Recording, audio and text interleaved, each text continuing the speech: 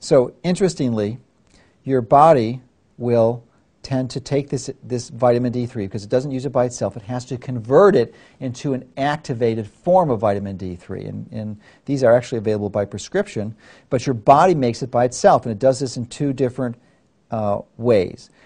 The first way is that it will provide a hydroxyl group, or an OH, and it does this primarily in the liver. So it attaches a hydroxy group to this vitamin D3, and then what is formed is what's called 25-hydroxy vitamin D.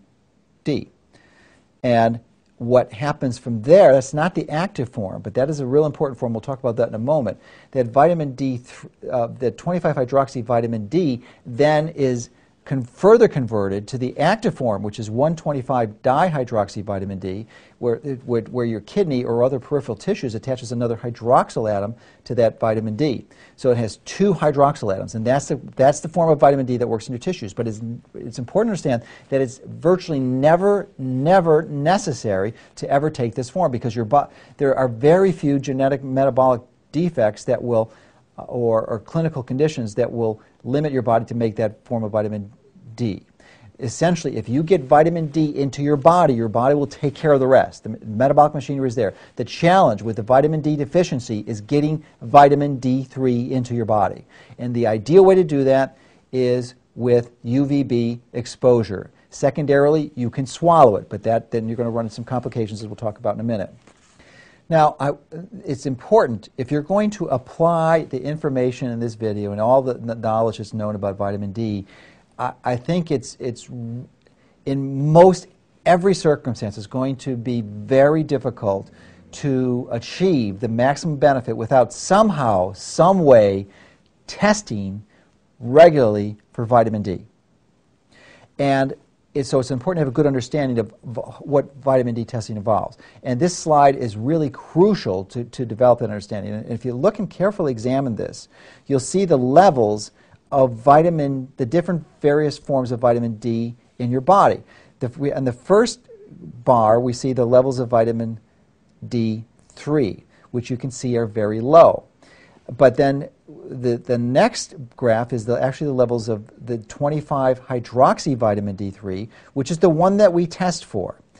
And the slide after that is the activated form with the two hydroxyls. There's 25-dihydroxy vitamin D. And you can see those are very small levels. So for the most part, you really can't measure vitamin D3. It's not a commercial lab. But what we can measure for the last two, and a common, let me repeat, a common mistake that is made because there's so much ignorance about this issue in the medical community, is that physicians will test for the 125-dihydroxy D, which is not necessary, and it's an expensive test, and in most every case it's just unnecessary to do. So you can get the test, but what you really need to look at is the vitamin D3. Now, there are a number of different ways to test for 25-hydroxy vitamin D. And I'm going to simplify this a bit, but basically it breaks down to two different types of tests. One is called a mass spec test, and the other is called an RIA test. There is another way that you can do this, that you can actually do this at home, that you can actually, there's a home kit that you can do a blood spot test where you can basically prick your finger, put it on a piece of paper, mail it into a lab where they do actually a mass spec test, but this is a mass spec that has been calibrated to be virtually identical with the Diasorin assay, so that test is also accurate. So you can either do a home test or a LabCorp blood test. The home test is a little more expensive because the mass spec is a little more expensive technology, but those are definitely the options that you have. So when you get those test results, what numbers are you looking for? Well, let's look at this graph, and it shows you what those levels ideally should be. And this is somewhat controversial because it's not really well defined at this point, but clearly the trend in the literature is to recognize that you are deficient if your levels are below 40 and as high as 50. In fact, Dr. Bruce Hollis found that there was no circulating vitamin D3 that could be found until the levels were over 40 to 50 nanograms per milliliter. Now, if you're watching this video overseas, you may be seeing different units used in your assay, and or internationally. In the U.S., we use nanograms per milliliter, but some of the other conventions would be nanomoles per liter. And to convert that, you just multiply the nanogram per milliliter times 2.5, and that will give you your other value. So continuing with these results, though, the optimal range that I now believe, and many others do, would be probably somewhere between 50 and 65 nanograms per milliliter. Again, if you have nanomoles per liter, you want to multiply with 2.5. So if there are some conditions, such as cancer and many of the autoimmune diseases that are present, such as multiple sclerosis or rheumatoid arthritis, that are really important issues that I think you really need to push those doses and really seek to get your levels up to 65 to 90 nanograms per milliliter. So I'd like to now look at some slides just to give you an idea of what the numbers are, or what we see for preventing certain diseases.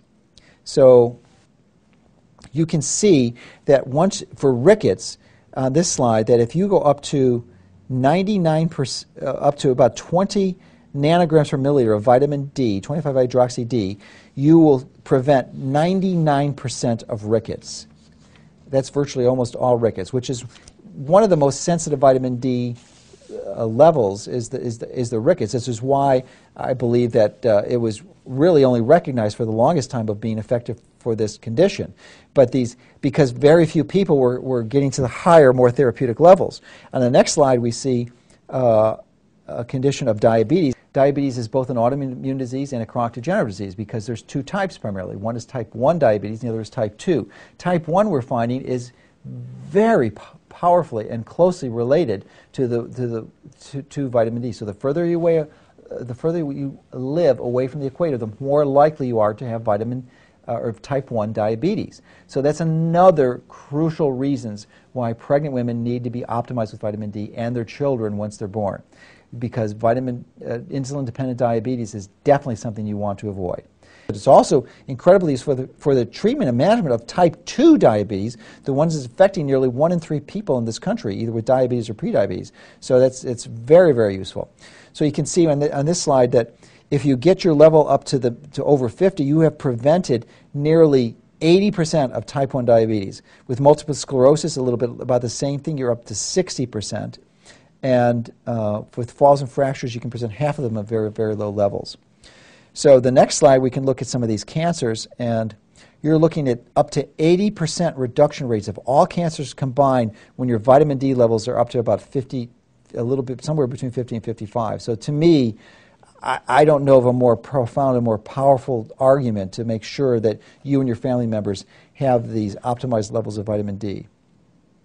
Now, you can overdose on vitamin D, and this is the reasons why testing is so important. Not only do you want to make sure that you're getting enough vitamin D so that you're in the therapeutic ranges, but you want to make certain that you don't overdose, because there are problems with overdosing. And if you're really pushing these levels, and you're a clinician, or you have a close relationship with your physician, then you want to also ask them to check for your serum calcium level, because if your calcium level starts to rise, especially if it's normal, and your vitamin D level is high, or at least a 25-hydroxy D, then that's another sign that you might be getting vitamin D toxic, because one of the functions of vitamin D, rather, is to help you absorb calcium. So if you have too much vitamin D, your calcium levels will rise, and that is definitely a warning sign of vitamin D overdose. Now, as I mentioned earlier, one of my favorite ways to achieve optimal vitamin D levels is through UVB exposure. And when you're using UVB exposure, you're really not only almost eliminating your risk of overdose of vitamin D, but you're also achieving many other benefits other than simple vitamin D, because we know now just a simple issue of being in the sunlight will decrease your risk of depression or seasonally affective disorder. But there's a whole variety of other benefits that are associated. Most of them, my guess, is that we don't even know at this point, because the science is still too new. So if you achieve and optimize your vitamin D levels the way that nature designed you to do that, you're going to get all the benefits.